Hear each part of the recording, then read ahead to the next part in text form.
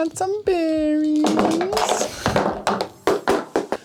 Yo, what's up guys? I am in the workshop today. I got my board right here all apart. This is my commuter board and it's got some bad bearings in here. These bearings scream at me in here when I'm riding and it's so disheartening. So we're gonna get some fresh ones in there and make my heart go levels higher than it is. We got the motor all by itself here. We gotta loosen both of these brackets because they're gonna come off. I gotta take this plate off first. So I wanna make sure that I get this bracket system out of there. These inner hub bolts are a 5mm Allen key, so make sure you're using the right size on that. Both of the brackets on the motor need to come off to get the stator all the way out. So I like to just loosen the inner hub bolts on both of them. That way that I can just get it out by my hand and I don't need the vise. So I'm gonna loosen them right now.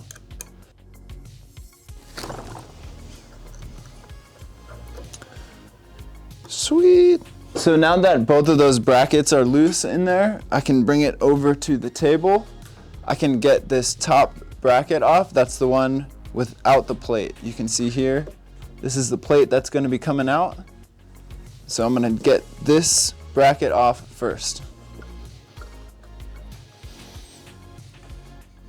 Woo.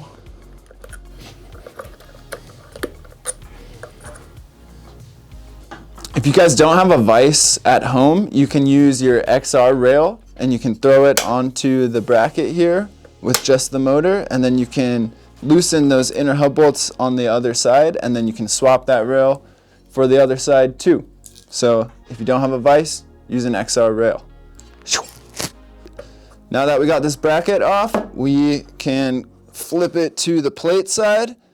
And first things first, we got to get this plate off. This plate is holding this cable in here, so it's got to go.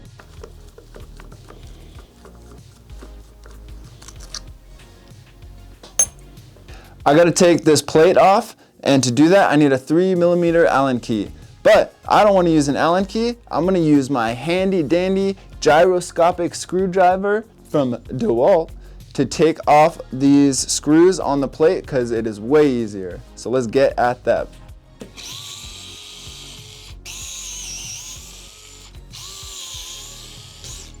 Ooh.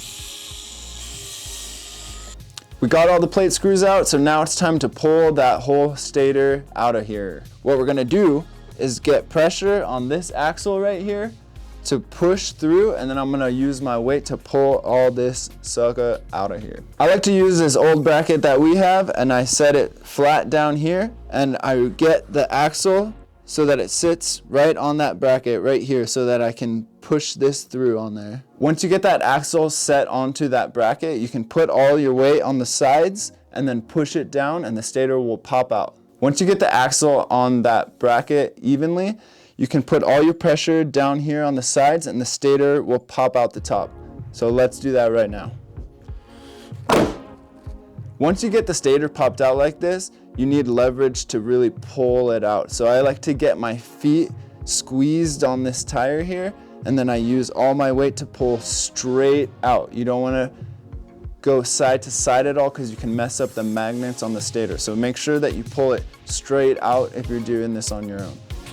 So now that we got the whole stator out, we can get this bracket off the stator because we need to separate this plate from the stator.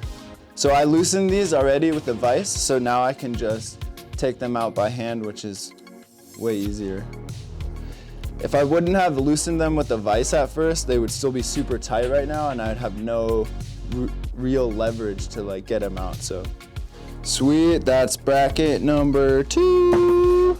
So now we need to get this plate off. So sometimes you get really lucky, you can just pull it off with your hands if you just press down here just like that and it'll just pop right off. So I got lucky with that one. Sometimes you need special tools to get these off. So we got the plate off of the stator and you can immediately hear like the grinding of this bearing when you're spinning it. So let's see, can you hear it? Just sounds like it's grinding in there. It's not smooth and fluid. Like you shouldn't feel any rough bumps or anything. And It's easier to tell when you have the plate like this, but you can also just spin your wheel on your board and you can feel that it'll be grinding and it'll sound a little like there's dirt in the bearings and stuff. So that's how I know this is a bad bearing for sure. So this one seems a lot better than that one bearing, right? It's rolling smooth. I don't hear any grinding. I can feel a little bit, but that's probably just normal wear and tear. So we're gonna swap both of these out for a whole fresh set. Once we got everything apart like this, it's time to get the old bearings out. We're gonna get it out of this plate and out of this whole hub here. To do that, we're gonna take these over to the bearing press, use some bearing races, and pop these suckers out of here. Made it to the bearing press. Gonna pop these out.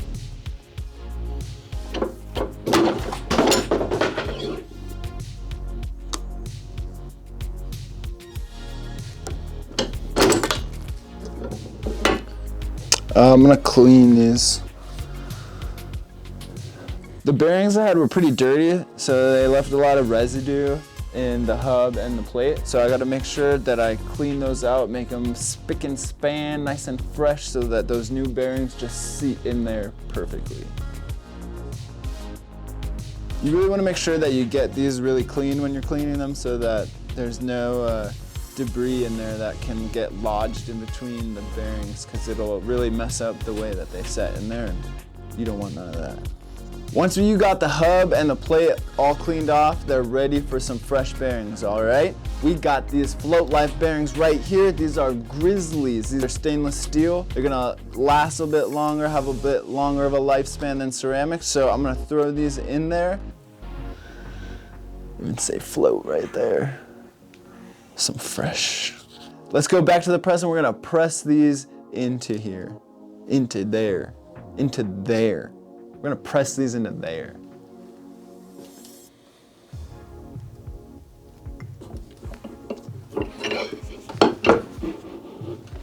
When you get new bearings, they have like a 50-mile range to break them in, all right? So they're gonna feel like resistance at first, but it's really smooth, the resistance, all right? So when you first put them in, that's when they're gonna feel like they wanna roll, right? So then once you start rolling more and more, that's when they're just like, they don't stop rolling. They don't stop rolling.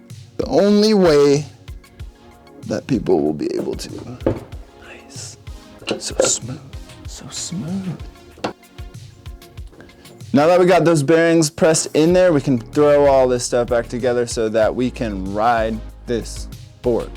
The first thing we're gonna do is we're going to put this plate back onto the stator.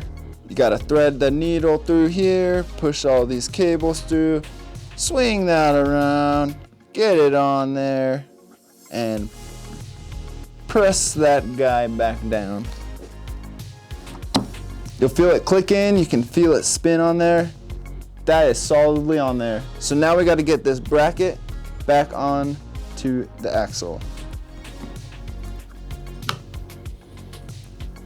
Gonna take your inner hub bolts and your 5mm, throw them back in there.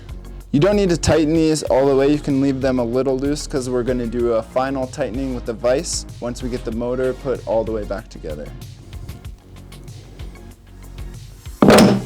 As you can see, that stator really wanted to get sucked back in there, which is a crazy feeling. So once it's in there, you can start putting all the plate screws back in to tighten that stator in there, because you really don't want that thing falling out. So I'm gonna screw all these in with, you know what, my handy dandy gyroscopic screwdriver, 3mm Allen bit. Let's get it. So we've got all the plate screws screwed in, so we're gonna make sure that we get this cable bracket back onto its original position right here. Takes these two little baby screws and this baby screwdriver. We got that bracket on, so now we can flip it over and get that second axle bracket on here. So it's important to make sure that you have it the same positioning as this one. So as you can see, this groove is facing up. So when I flip this over, I want this groove to also be facing up.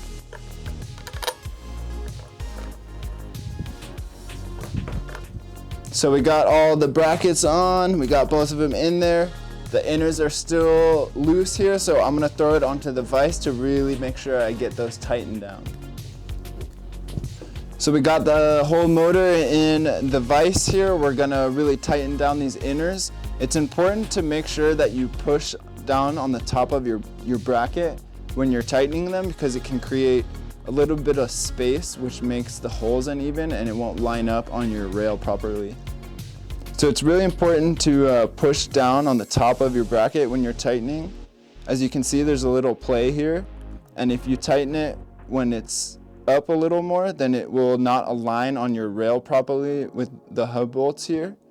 So make sure that when you're tightening that you get all that pressure this way on the bracket. One side done, second side to come. So once you get all that tightened down, you got all the screws tight in there, everything's tight and secure. We're gonna throw it onto the rest of the assembly here so that we can go shred these new bearings. You know what I mean?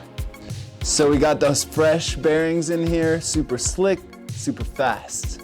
You can grab a set for yourself at thefloatlife.com. These are Grizzly stainless steel bearings. They're gonna make you go super fast for a long time. So I'm excited to have these in my board. I get to test them out, really push the limits of the speed on this guy.